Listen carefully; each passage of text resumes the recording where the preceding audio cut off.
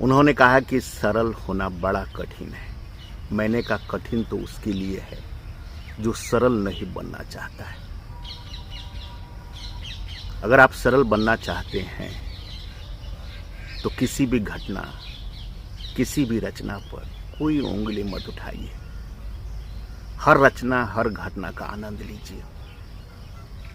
ये जो हिलते हुए फूल जो हैं उनका आनंद लीजिए। यह मत समझिए कि यह किसके फूल हैं, कब खिलते हैं, बस आनंद लीजिए। चिड़ियों का जो चहचहाना है, चिड़ियों का जो खेलना है, बस उसका आनंद लीजिए। ये मत सोचिए कि हमें कौन सी चिड़िया है, कैसी गीत है और क्या बोल रही है। बस आनंद लीजिए, हर एक का आनंद लीजिए। आप सरल हो जाएंगे। सरलता का भाव बड़ा आसान है और सारा आनंद का रस उसी में छुपा हुआ है। आए, सरल बने और परम आनंद की अनुभूति हर वक्त करते रहे, हर वक्त। तो फिर किसी ने कहा कि जब जब हम सरल बनते हैं तब तब लोग मेरी फायदा उठाने लगते हैं। यहाँ तक कि मेरी पत्नी भी मेरी फायदा उठाने लगती है और वह सब कुछ बोलने लगती है जो नहीं बोलना चाहिए। कहती आप पाखंडी हैं, आप नाटक कर रहे हैं, आपके जैसा घटिया इंसान मैंने कभी नहीं देखा है। तब मुझे लगता है कि सरल बनना बड़ा कठिन है। मैंने कहा कि देखिए, आप सरल नहीं बने हैं। एक तो जब आप सरल बन जाएंगे तो आपका कोई भी फायदा नहीं उठाएगा। अगर आप सरल बन जाएंगे तो आपकी पत्नी क्या बोलती है उसका अर्थ आपको समझ में नहीं आएगा। अगर वह कहती है कि आप पाखंडी हैं, आप घटिया इंसान हैं, आप नाटक कर रहे हैं, तो जब आप सरल भाग में होंगे तो आपको यह महसूस होगा कि पत्नी की नज़र में तो हम घटिया हो सकते हैं। वो पत्नी की सोच है, उसके नज़र में हम पाखंडी हो सकते हैं, उसके नज़र में हम नाटक कर रहे हैं, तो उसकी सोच है। हम तो सरल हैं। जब यह भाव होगा तो आपके अंदर उसकी प्रतिक्रिया नहीं होगी, क्योंकि सरल का अर्थ ही होता है जो हो रहा है वो होने दीजिए। आपकी पत्नी जो बोल रही है उसको बोलने दीजिए, क्योंकि वह अपनी विचारधारा से बोल रही है। सरलता इतनी पवित्र है कि आपको किसी से नफरत पैदा ही नहीं होगा।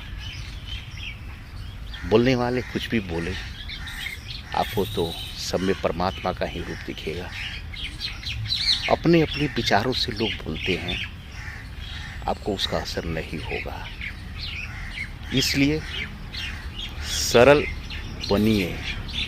जब सरल बन जाएंगे न कोई आपका फायदा उठाएगा और न ही कोई जब आपको कुछ बोलेगा तो आपके मन में पीड़ा होगी, क्योंकि सरल में तो आनंद परम आनंद ही है, परम आनंद ही है। फिर उन्होंने कहा कि मेरा एक अंतिम प्रश्न, मेरे सरल भाव अर्थात जब मैं सरल बनता हूँ तो मेरी बीवी उसका आदर क्यों नहीं करती है, कि वह बार बार मुझे कुछ उल्टा सीधा बोलने लगती है।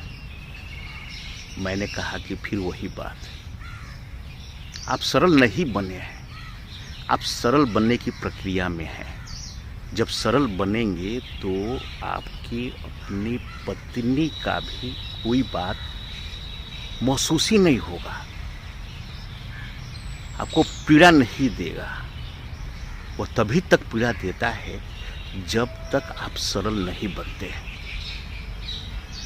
शुरुआत में आप ऐसा मानिए कि आपकी पत्नी जो है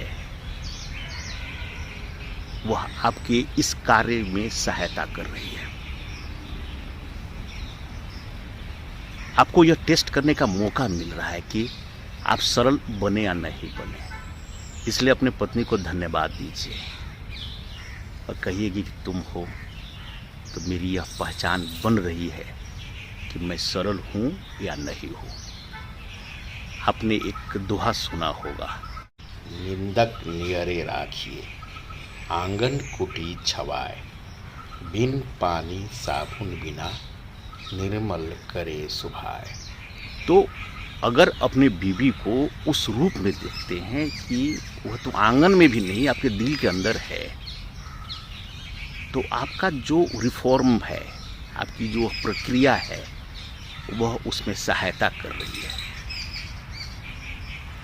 कठिन से सरल बनने के बीच में जो आपकी पत्नी आपकी सहायता कर रही है, उसके लिए आप धन्यवाद दीजिए, उस परमात्मा को नमस्कार कीजिए और कहेंगे, हे परम और हे परमात्मा के रूप, मैं आपका लाख लाख धन्यवाद देता हूँ कि जो आप मेरी इस प्रक्रिया में मुझे सरल बनाने में इतनी बड़ी योगदान दे रही है।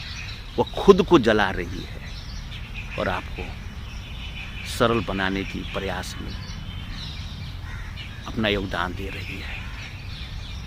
इसलिए व्यर्थ की बातें छोड़े, आनंद ले, सरल बने, आनंद ले, परम आनंद में रहें, परम आनंद।